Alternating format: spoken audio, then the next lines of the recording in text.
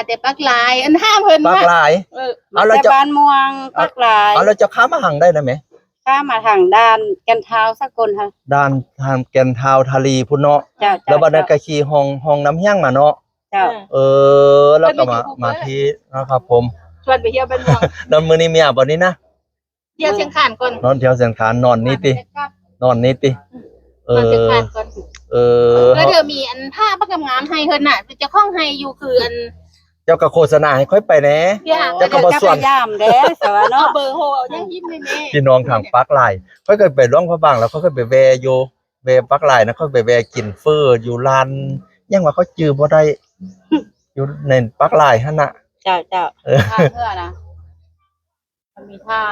ร้านตำรวจนั่นน่ะอ่านหน้าปกติหน้ายังโกตอนนั้นก็แทบเป็นทานหาดเป็นทานก็กันไอ้เรื่อง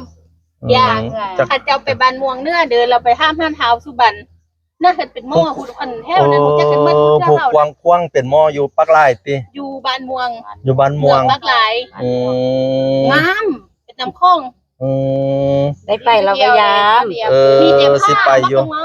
ไปร่องพระบางเขาก็ไปอยู่แล้วไปทางไปสนาคามเขาก็เคยไปก็แล้วแกขี่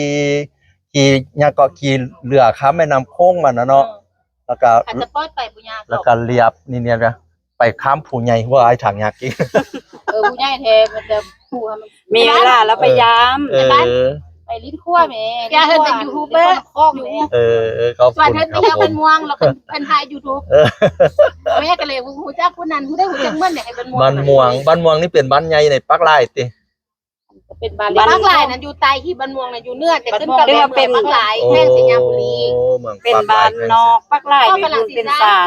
ศาลเมืองของปักห เป็ ลาน ย ศาลเมืองของปักลายมาทำกันไล่คนบนนี้นะ 6 คน เอารถค้ามมาติ เจ้า ขอบ รถ ใจ รถอันนั้นน่ะนั้นรถอ้าวเอาอยู่ปี เราก็ไปหาเอา เ เล่าเลยก็ไม่ดาน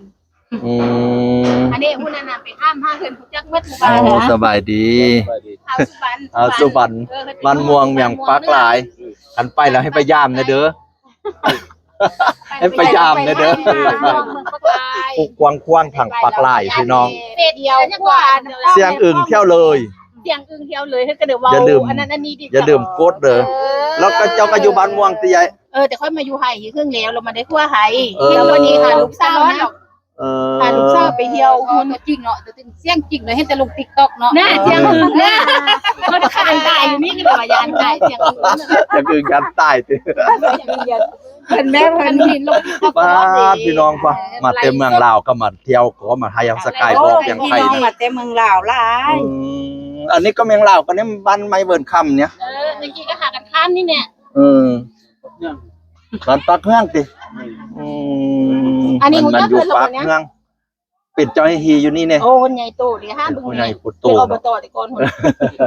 ห้ามเพิ่นนี่ฮู้จักเพิ่น เจ้ากับผู้ใหญ่พุทโตคือกันแล้วนี่นะผู้ใหญ่พุทโตบ่พี่น้องเบิ่งด้วยผู้ใหญ่พุทโตบ่นี่นะขอบใจนะขอบใจ แรกในชีวิต ไปเบิ่งอีกก่อนจ้างผมไปไต่ อ้า อี ว กก่ บ่ อน เป็นสายชาน